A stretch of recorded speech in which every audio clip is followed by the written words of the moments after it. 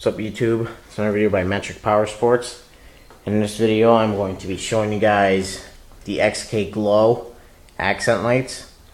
I will be demonstrating it on a 2012 Yamaha R6 50th anniversary edition, but doesn't matter what bike you have, it's obviously still the same product. It can do the same things. The only difference is just where you mount it.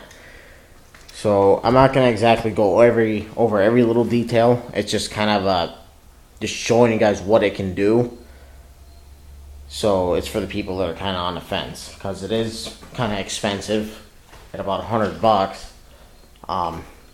You know, I want to know what I'm going to be spending my money on. So I went ahead and I set my plain color to red.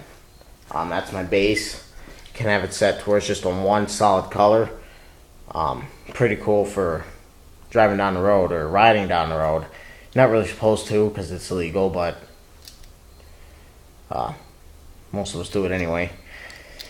So you have it set to one color, and you can manually change it to whatever color best fits your needs depending on the bike that you have.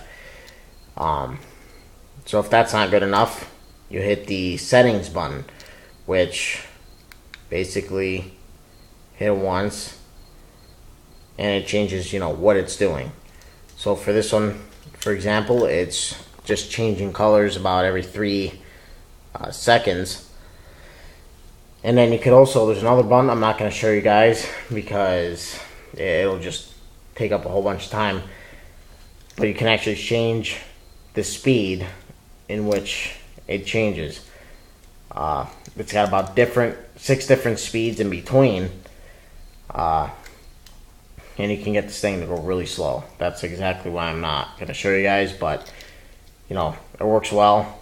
So set it up to whatever speed. Hit it again. Okay, went back. And then we have where it changes color every half second. It's just constantly changing color. And again, you can change the speed on that as well. And then we got fade. This one, it's got about 3 different fade settings. This one kind of blends all colors together, so it's kind of like a fluid motion. Basically what you see here. I hit it again. Then we got just a solid fade. Just to show you guys, you can manually change the color yourself and the speed if you wish. So, I have it set on red. You leave it sit there and you're good to go. Hit it again. And now, every time it gets done fading, it automatically changes color. It's not the blending that you saw in the first one. It just changes colors after, every time it shuts off and turns back on. Hit it again. And then we got a shutter. This one's probably my favorite one. Not this one, but the next one you're going to see. It's also a shutter. But, this one's just a plain one. Set to one color and then you hit it again. And this one's probably my favorite one. Grabs a lot of attention. And it looks pretty sweet. Definitely screw some people up when you're going down the road, but it's pretty cool. Yeah, and again, you can change the speed on that. Then hit it again.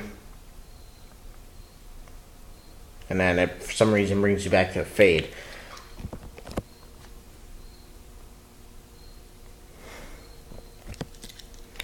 You just keep hitting it, and then it'll eventually take you back to the beginning, which is just one solid color. So I hope this helped. And remember that wherever you shut it off, it will turn back on that same setting, so it does save. Or remember what you left it on. So right here is red. Shut it off, turn it back on, goes back to red. Yellow, shut it off. When you turn it back on, it goes back to yellow. So, and it does that with this fading, the shuttering, everything like that. So it's pretty cool, and I'll show you guys the lights real quick. Or not. It's too bright, but you know what? Real quick.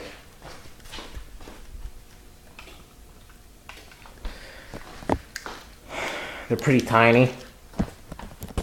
Now you can't see them at all. See if you can choose a appropriate color here. Okay, that's pretty easy to see. They're pretty small, probably like that, so they're fairly easy to hide. So I don't need to worry about that. The wiring is truthfully a pain, but you know, they're not wireless, so no matter what system you get, it's all gonna be the same thing. It's just the lights that matters. And yeah, that's just about it. If you guys have any questions, please feel free to ask. And thanks for watching. See ya.